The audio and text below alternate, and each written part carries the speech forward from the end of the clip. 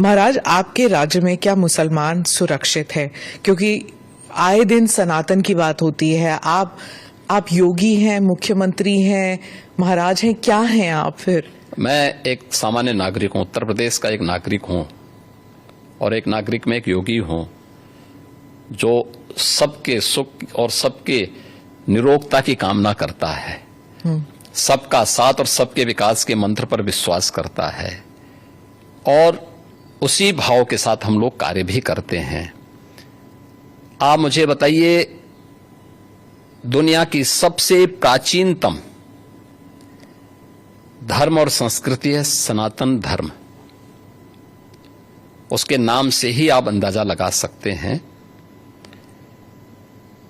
दुनिया की कोई जाति, मत और मजहब नहीं है जिसको उसकी विपत्ति के समय सनातन धर्मावलंबियों ने शरण न दी हो, उसके संरक्षण के लिए उसको हर प्रकार से फलने फूलने के लिए अवसर न प्रदान किया हो।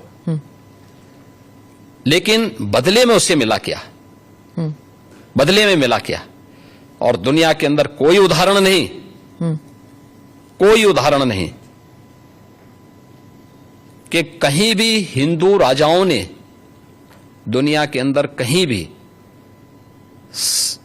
अपने बल पर, अपने वैभव के दंभ से किसी पर आधिपत्य स्थापित किया हो, कहीं नहीं है। देखिए उदाहरण, अयम निज परोवेति गणना लघु चेतसाम उदार चरितानाम तो सुधेव कुटुंबकम, इस सनातन वाक्य है। दुनिया के अंदर कोई बोलता है? दुनिया के अंदर किसी ने इसका आचरण किया? कोई नहीं किया। सब तो हड़पना चाहते हैं। यानी यह अपना है, यह पराया है, यह भेदभाव छोटी संकुचित बुद्धि के लोग करते हैं। उदार चरित्र के लोगों के लिए तो पूरी दुनिया ही एक परिवार है। इस भाव के साथ सनातन धर्मावलंबी ने हमेशा काम किया है, और आज भी उदाहरण देखने को मिल सकता है कि 100 हिंदू परिवारों के बीच में, 100 हिंदू परिवारों के बीच में एक मुस्लिम परिवार सबसे सुरक्षित रहता है। उसको इसके पर्व और त्योहारों को, उसको अपने सभी मजहबी कर्मों को करने के लिए, या जिस मत और मजहब या संप्रदाय या सेक्ट का अनुयायी होगा उसको उस परंपरा के अनुसार अपने सारे धार्मिक मान्यताओं या उपासना विधि को पूरी स्वतंत्रता होती है। लेकिन मैं कहता हूं 100 परिवारों के बीच में, एक हिंदू की बात तो दूर करिए, 100 मुस्लिम परिवारों के बीच में 50 हिंदू सुरक्षित रह सकता है क्या? नहीं रह सकता। अब बांग्लादेश आपके सामने उदाहरण है, इससे पहले पाकिस्तान उदाहरण था, अफगानिस्तान में क्या हुआ था। ये चीजें दिखाती हैं, और होशियारी यही है कि कहीं धुआं उड़ रहा हो या किसी को ठोकर लग रही हो तो हमें ठोकर लगे इससे पहले हम संभल जाएं। तो वही संभलने के लिए बोला जाता है। हम तो सबके बीच सबको समान भाव से देख रहे हैं। उत्तर प्रदेश में मुसलमान सबसे ज्यादा सुरक्षित है, सबसे ज्यादा सुरक्षित है। अगर हिंदू सुरक्षित है तो वह भी सुरक्षित है। अगर दंगे यहां यूपी में होते थे जो 2017 के पहले, अगर हिंदू की दुकान जलती थी तो मुसलमान की भी जलती थी, हिंदू का घर जलता था तो मुसलमान की भी जलती थी। और 17 के बाद से दंगे बंद हुए। अगर हिंदू सुरक्षित है तो मुसलमान भी सुरक्षित है।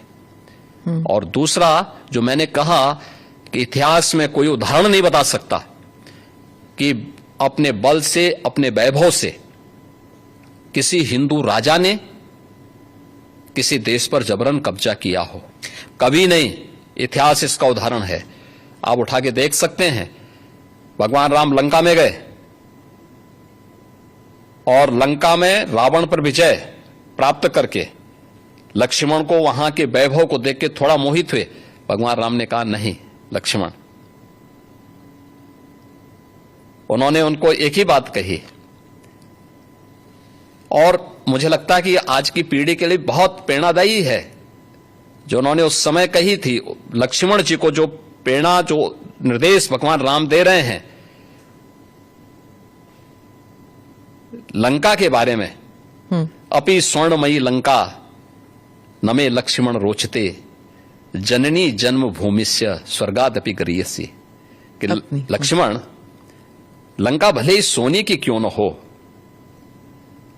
लेकिन याद रखना ये मुझे रुचिकर नहीं लगती, मेरी रुचि का नहीं है। मेरा काम था माता सीता को दुरात्मा रावण से मुक्त करना, वो मैंने कर लिया है।